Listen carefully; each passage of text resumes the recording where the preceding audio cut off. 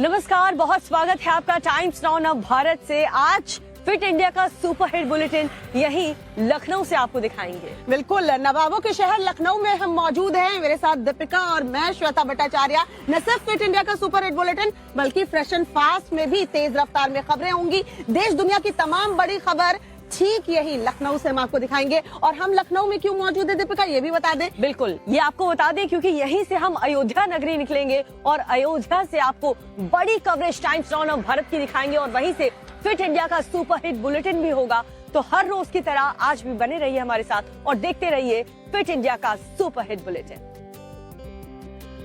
तो देखिए, दिल्ली में तो यहाँ पर इस युवक की बेरहमी से पिटाई होती रही, लेकिन जो आसपास के लोग थे वो तमाशा देखते रहे, वीडियो बनाते रहे। लेकिन बिहार के मोतिहारी में भीड़ उस वक्त जुट गई जब अचानक से एक ब्रिज के नीचे विमान फंस गया। जहां सड़क पर कैसे आया, ब्रिज के नीचे कैसे फंसा, कैसे निकाला गया, भीड़ जो इकट्ठा हो गई थी जहाज को देखने के लिए, वो उस वक्त क्या कर रही थी, सब कुछ आपको दिखाते हैं इस रिपोर्ट में।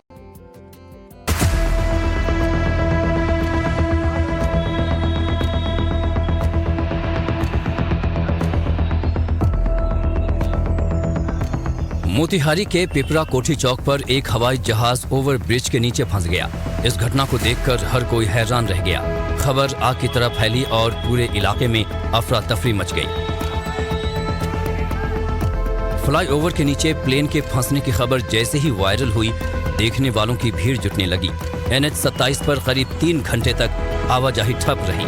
आसपास के लोग नजारा देखने के लिए भागते दौड़ते नजर आए। सबके मन में एक ही सवाल था, आखिर ये हुआ कैसे? फ्लाईओवर के नीचे आखिर जहाज पहुंचा कैसे? सूचना मिलते ही पुलिस प्रशासन में हड़कंप मच गया। तमाम आला अधिकारी मौके पर पहुंच गए। काफी मशक्कत के बाद प्लेन की बॉडी को किसी तरह फ्लाईओवर के नीचे से निकाला गया।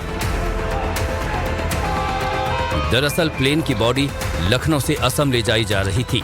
सड़क के रास्ते ले जाने के दौरान ये plane Pipra Kothi over bridge के नीचे फंस गया। आपको बता दें कि गोपालगंज की ओर से आने वाले वाहन ओवर ब्रिज के नीचे से गुजरकर मुजफ्फरपुर की ओर जाते हैं। इस दौरान पुल के नीचे लोगों का मेला लग गया। कोई सेल्फी ले रहा था तो कोई फोटो खींचता नजर आया। घंटों की मशक्कत के बाद जब प्लेन निकला तो जाम में फंसे लोगों ने राहत की सांस ली। तो बिहार के मोतिहारी की खबर हमने आपको दिखाई। अब चलिए बेतिया की एक तस्वीर दिखाते हैं जहां दबंगों ने एक दुकान में घुसकर जबरदस्त मारपीट की है। जी हाँ, और ये हमलावर थे कौन, क्यों ये मारपीट हुई, कितने के लोग यहाँ पर शामिल थे, सीसीटीवी फुटेज जो वहाँ पर लगा था वहाँ पर क्या कुछ कैद हुआ, वो भी आपको दिखाते हैं इस रिपोर्ट। बिहार के बेतिया में दबंगों का कहर देखने को मिला।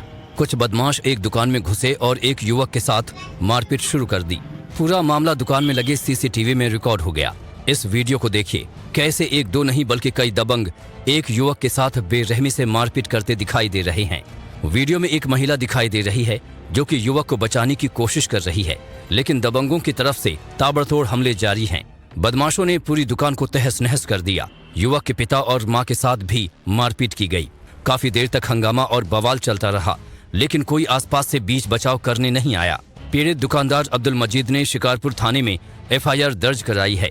इसमें शिवगंज चौक निवासी मंसूर आलम, मकसूद आलम, अब्दुल्ला अंसारी, मंटू अंसारी समेत 5 लोगों के खिलाफ मामला दर्ज हुआ है। आरोप है कि बदमाश गले में रखे 2 लाख रुपए छीनकर जान से मारने की धमकी देकर मौके से फरार हो गए।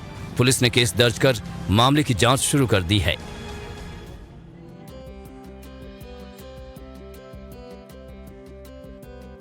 और चलिए अब खबर बिहार के छपरा से आपको बताते हैं, जहां पर जो शराब के तस्कर हैं उन्हें पुलिस की टीम मौके पर पहुंच करके गिरफ्तार कर लिया। देखिए, बिहार में शराब बंदी है और बावजूद इसके किस तरीके से शराब जो है वो जब्त की जाती है। तस्कर जो है वो शराब की तस्करी कर रहे हैं। गाड़ी जो पकड़ी गई उसमें से और क्या कुछ बरामद हुआ, तस्कर कहाँ के रहने वाले थे और क्या कुछ जानकारी मिली है पुलिस को, दिखाते हैं इस रिपोर्ट में। कहने को बिहार में शराब बंदी है, लेकिन शराब तस्कर अलग अलग तरीकों से काले कारनामों को अंजाम दे रहे हैं। इस तस्वीर को देखिए, गाड़ी पर RJD का झंडा लगा है। एक नजर में ये गाड़ी किसी नेता की लग रही है, लेकिन ऐसा है नहीं। दरअसल पुलिस की आंखों में धूल झोंकने के लिए गाड़ी पर ये झंडा लगाया गया है। दरअसल इस गाड़ी से शराब की तस्करी की जा रही थी। पुलिस ने जब गाड़ी रोकने की कोशिश की तो शराब तस्करों ने गाड़ी भगाने की कोशिश की। इस दौरान गाड़ी एक पेड़ से टकरा गई और शराब तस्कर मौके से फरार हो गए। हालांकि उत्पाद विभाग ने गाड़ी में रखी गई 300 लीटर अंग्रेजी शराब को जब्त कर लिया है। फिलहाल पुलिस शराब तस्करों की तलाश में जुटी है। वहीं एक और मामले में उत्पाद विभाग ने उत्तर प्रदेश बिहार की सीमा पर चेकिंग के दौरान एक गाड़ी से भारी मात्रा में अवैध शराब बरामद की है। मांझी थाना क्षेत्र में जयप्रभा सेतु पर पुलिस ने नाका लगाया था। इस दौरान एक गाड़ी से शराब की बड़ी खेप बरामद की गई है। पुलिस ने हरियाणा के रहने वाले 2 शराब तस्करों को गिरफ्तार किया है। उसी में आज हम लोगों ने जांच के क्रम में इस कार को पकड़ा है। इसमें 2 व्यक्ति गिरफ्तार हुए हैं और ये हरियाणा से लेके आ रहे थे विदेशी शराब का, और इसको हम लोग अभी काउंटिंग कर रहे हैं। उसके बाद इन लोगों को आगे कार्रवाई की जाएगी। गाड़ी से अलग अलग राज्यों की नंबर प्लेट भी मिली है, जिसका इस्तेमाल पुलिस और सुरक्षा बलों की आंखों में धूल झोंकने के लिए किया जा रहा था। फरीदाबाद की खबर आपको बताएं, जहां पर एक तरफ हरियाणा सरकार गरीबों को छत देने का दावा जरूर करती है, वहीं दूसरी ओर सरकार के आदेश पर फरीदाबाद के सेक्टर 56 में कई गरीब जो हैं उनके मकान तोड़ लिए गए, उनसे छत छीन ली गई। अब इसके पीछे की वजह क्या है? राज्य सरकार ने इस तरह का एक्शन आखिरकार क्यों लिया? क्योंकि ठंड इतनी ज्यादा है दीपिका, इस तरह का एक्शन जो लिया गया है उस पर भी सवाल खड़े होंगे। आपको बताते हैं इसके पीछे की वजह क्या है, रिपोर्ट देखिए। इधर बुलडोजर एक्शन में है, उधर गरीबों का रिएक्शन देखिए। घर में रहना चाहिए, मैं काम कर रही हूँ, मेरी लड़की 4 दिन की है, मतलब मैं कहाँ जाऊँ? बस दुआ किसको लगेगी? डीलर को, बच्चों को लगेगी ना कि मुझे ऐसे लगेगी। लोगों पे कार्रवाई होगी, क्योंकि ऐसे लोग कहाँ जाओगे? मैंने बताया कहाँ जाएंगे हम लोग? हम गरीब आदमी हैं, कहाँ जाएं हम? क्या करें? सबसे बड़ा यक्ष प्रश्न यही है, जाएं तो जाएं कहां? ये तस्वीरें हरियाणा के फरीदाबाद की हैं, जहां के सेक्टर 56 में कई मकानों को जमींदोज कर दिया गया। कड़ाके की ठंड में लोग सड़क पर आ गए हैं, वो भी तब जब सर्दी सितम ढा रही है, कड़ाके की ठंड पड़ रही है। जिनके पास घर नहीं है उन्हें शेल्टर होम में रखा जा रहा है और यहाँ सरकार के लोग मकान गिरा रहे हैं और लोग सवाल पूछ रहे हैं कि जाएं तो कहाँ जाएं। सुनिए ये लड़की मुख्यमंत्री से क्या कह रही है। मैं कहना चाहूंगी कि गरीबों का घर क्यों तोड़वाते हो आप लोग ऑर्डर क्यों देते हो गरीबों का घर तोड़वाने के लिए?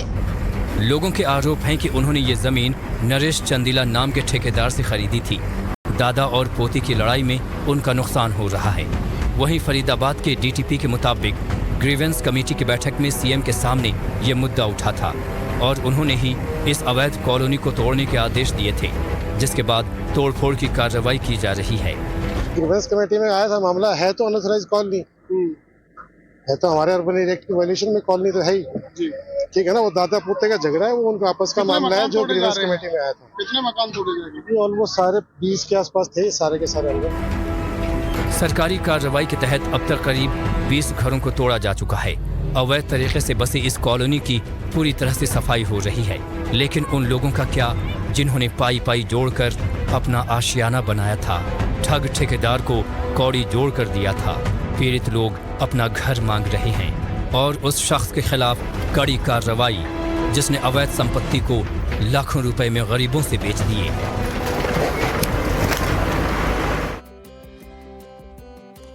दीपिका, नोएडा से हम यहाँ लखनऊ आ गए हैं और लखनऊ विधानसभा के सामने से फिट इंडिया का सुपरहिट बुलेटिन भी कर रहे हैं। यहाँ पर ठंड कह सकते हैं कि नोएडा जितनी तो नहीं है, लेकिन कड़ाके की ठंड लखनऊ में भी है और वो भी सुबह सुबह हमारी तो कुल्फी जमती नजर आ रही है ना। बिल्कुल सही कह रहे हो आप। और भले ही हम लखनऊ में मौजूद हैं इस वक्त, लेकिन देश के अलग अलग हिस्सों की खबरें आपको जरूर बताएंगे। अभी देखिए, राजधानी दिल्ली की अगर बात करें तो मौसम विभाग ने ऑरेंज अलर्ट वहां के लिए जारी कर दिया है। नोएडा गाजियाबाद की बात करें तो ठंड इतनी पड़ रही है, इसीलिए स्कूल की छुट्टी कर दी गई है ताकि छोटे छोटे बच्चों को स्कूल जाने में प्रॉब्लम ना हो, ठंड ना लगे। लेकिन देश के बाकी राज्यों में क्या हालात है, मौसम विभाग क्या कह रहा है, देखिए रिपोर्ट।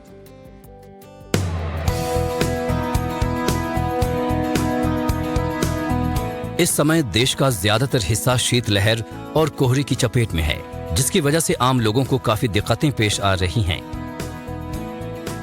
यूपी, पंजाब, हरियाणा, दिल्ली, बिहार, उत्तराखंड, हिमाचल और राजस्थान में कड़ाके की सर्दी पड़ रही है।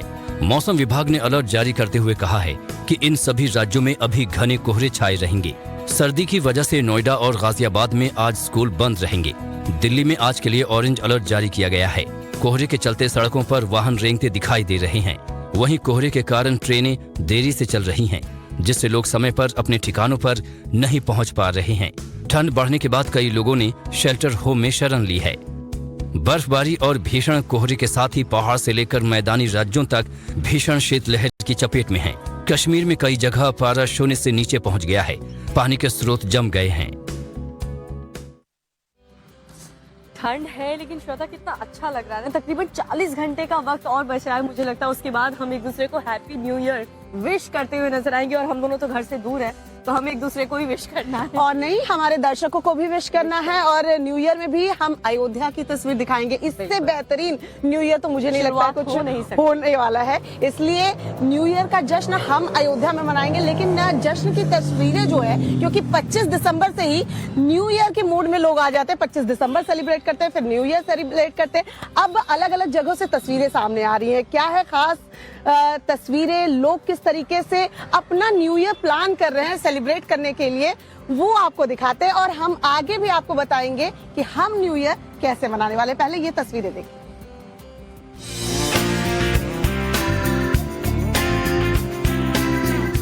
नए साल के जश्न के लिए सैलानियों के हिमाचल आने का सिलसिला लगातार जारी है। सैलानियों का सैलाब उमड़ा है। सैलानियों के इस्तकबाल के लिए शिमला पूरी तरह से तैयार है। होटल सजे हुए हैं। जगह जगह कार्निवल पर्यटकों का मन मोह रहे हैं। हिमाचल में जहां पर्यटकों की भीड़ है, तो वहीं राजस्थान में भी इन दिनों पर्यटकों का जबरदस्त मजमा जमा है। सड़कें जाम हैं और होटल्स पूरी तरह पैक्ड हैं। लोग की तो आप बात ही मत पूछो। यहाँ जो रश क्राउड आप देख के crazy, you will get crazy. New year celebration rock on. अभी आज ही नाइट स्टे किया था जोधपुर में, अभी किला देखा है। अमेजिंग चीज है, बहुत केयरफुली रखा हुआ है। आज के टाइम में कुछ नहीं मिलेगा। क्यूजीन्स यहाँ की बहुत अच्छी अच्छी ट्राई करी हमने, और वहाँ पर हमने करी जीप सफारी। जीप सफारी में हमने देखा सनराइज, तो बहुत ही अच्छा एक्सपीरियंस लगा पूरा। देश की आर्थिक राजधानी मुंबई में भी नए साल की खास तैयारी है।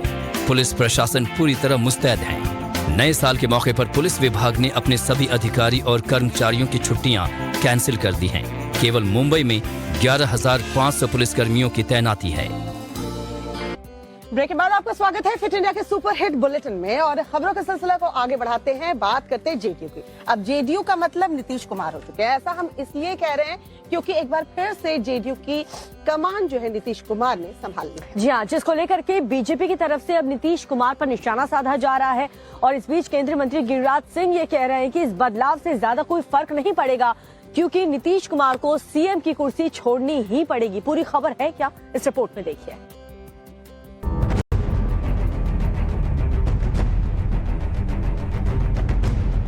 बिहार के सीएम नीतीश कुमार की पार्टी के बारे में नव भारत जो खबरें लगातार आपको दिखा रहा था, उस पर मुहर लग गई। ललन सिंह ने जेडीयू के अध्यक्ष पद से इस्तीफा दे दिया और नीतीश कुमार जेडीयू के नए अध्यक्ष बन गए।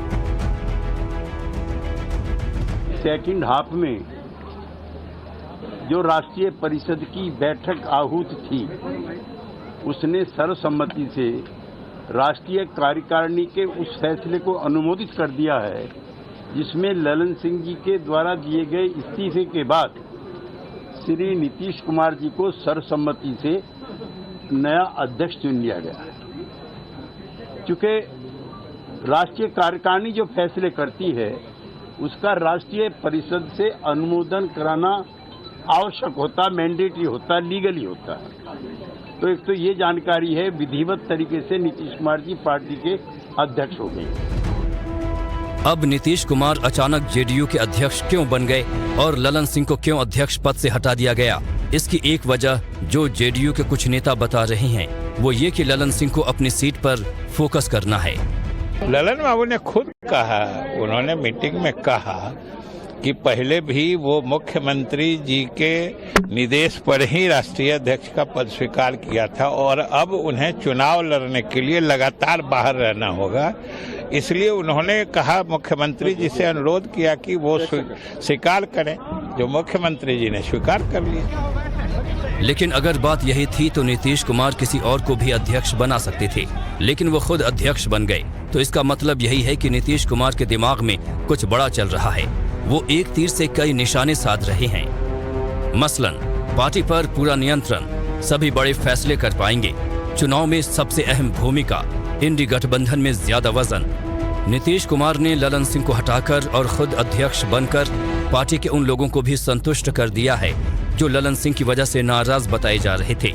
खुद पार्टी की कमान संभालकर नीतीश कुमार ने यह भी मैसेज दे दिया कि सीट शेयरिंग की डील में जेडीयू भी कड़ी सौदेबाजी करेगी।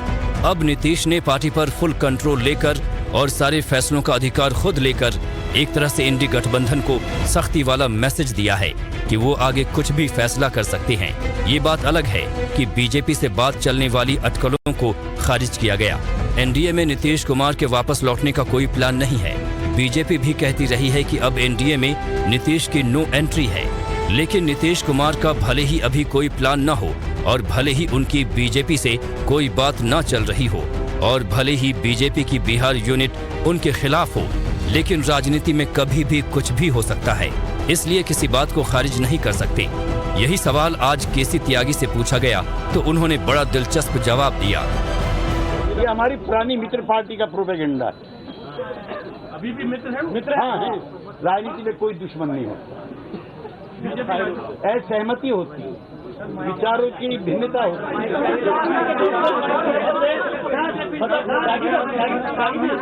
मतभेद है, मनभेद नहीं है। नहीं, मनभेद क्यों हो, कोई दुश्मनी थोड़ी है। उधर केंद्रीय मंत्री गिरिराज सिंह ने नीतीश पर निशाना साधते हुए कहा है कि नीतीश कुमार के पास कोई विकल्प नहीं बचा है। अगर वो लालू प्रसाद यादव के सामने घुटने नहीं टेकते हैं तो वो कुछ ही दिन के मुख्यमंत्री हैं।